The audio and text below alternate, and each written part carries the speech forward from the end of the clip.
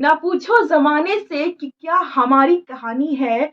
हमारी पहचान तो बस इतनी है कि हम सब हिंदुस्तानी हैं। नमस्कार, मैं सेजल भारद्वाज स्वागत करती हूँ आप सभी का नेव्यू टीवी पर। हम सभी इस समय गणतंत्र दिवस यानी रिपब्लिक डे की तैयारियों में जुटे हुए हैं और देश के अधिकतर लोग यह जानते हैं कि हम गणतंत्र दिवस क्यों मनाते हैं, क्योंकि इस दिन हमारे देश का संविधान लागू हुआ था। लेकिन 26 जनवरी को इतना ऐतिहासिक बनाने के पीछे कुछ और वजह भी है। भारत में 26 जनवरी के साथ एक ऐतिहासिक रिश्ता है। बल्कि 26 जनवरी को हमारे देश का संविधान लागू हुआ था, इसके पीछे एक अनोखी और अनसुनी कहानी है जो आज मैं आप सभी के साथ साझा करूंगी। तो चलिए शुरुआत करते हैं और बढ़ते हैं वीडियो में आगे और जानते हैं इसके पीछे की वजह।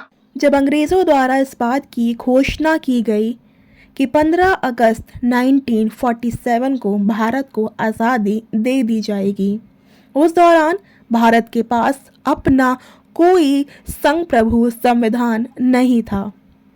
भारत की शासन व्यवस्था अब तक भारत सरकार अधिनियम 1935 पर आधारित थी। इस कड़ी में 29 अगस्त 1947 को डॉक्टर भीमराव अंबेडकर के नेतृत्व में एक प्रारूप कमेटी का गठन किया गया। इस प्रारूप कमेटी ने 26 नवंबर 1949 को लिखित संविधान को राष्ट्रपति डॉक्टर राजेंद्र प्रसाद को सौंप दिया। इस संविधान को 26 जनवरी 1950 को लागू किया गया। इस दिन को हम गणतंत्र दिवस के रूप में मनाते हैं। अब सवाल यह है कि 26 जनवरी ही क्यों? दरअसल भारत में ब्रिटिश के खिलाफ शुरुआती दौर से ही कई नेता थे, लेकिन वो मॉडरेट नेता हमेशा से ही प्यार और अमल के रास्ते पर ही चलते आ रहे थे। वो मॉडरेट नेता भारत में ब्रिटिश के शासन को जस्टिफाई भी करते थे। उन नरमदल के नेताओं में से कई नेता ऐसे थे जो कि ब्रिटिश को भारत से खदेड़ना चाहते थे। हाँ, साल 1905 के बाद उन नेताओं का उदय भी हुआ, जिसके बाद ब्रिटिश का भारत में पैर लड़खड़ाने लग गया और वो धीरे धीरे करके कमजोर होने लग गए। आपको बता दें कि भारत के पहले प्रधानमंत्री पंडित जवाहरलाल नेहरू की अध्यक्षता में भारत को पूर्ण गणराज्य बनाने की मुहिम भी चालू हुई थी। 26 जनवरी 1949 वह खास दिन था जब लाहौर में कांग्रेस का अधिवेशन हुआ और पहली बार भारत को पूर्ण गणराज्य बनाने का प्रस्ताव पेश किया गया। इससे पहले तक भारतीयों की मांग सिर्फ सुशासन या स्वराज की थी, लेकिन 26 जनवरी 1945 के इस अधिवेशन के बाद भारतीय नेताओं ने अपना मत बदल डाला और पूर्ण स्वराज की मांग उठने लगी। हालांकि ब्रिटिश हुकूमत ने तो इस प्रस्ताव को ठुकरा दिया था, लेकिन जब भारत को आज़ादी मिली तब 26 जनवरी को ही हमारे संविधान को लागू किया गया।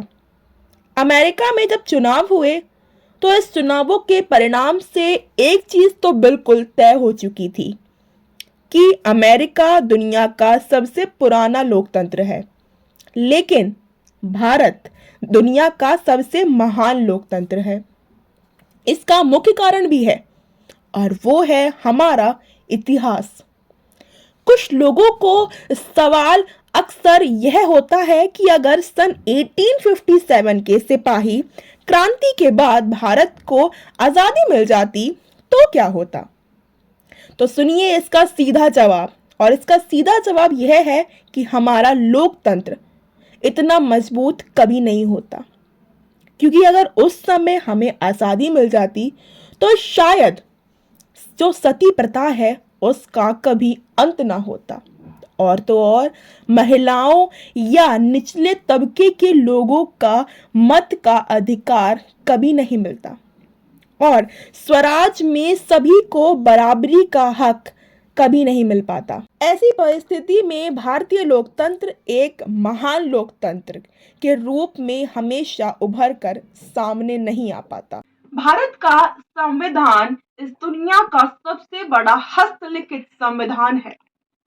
हालांकि बहुत लोग का यह तर्क है और बहुत लोग यह मानते हैं, साथ ही कहते भी हैं कि हमारे देश में ज्यादातर संविधान के प्रावधान जो है वो विदेश के संविधानों से लिए गए हैं।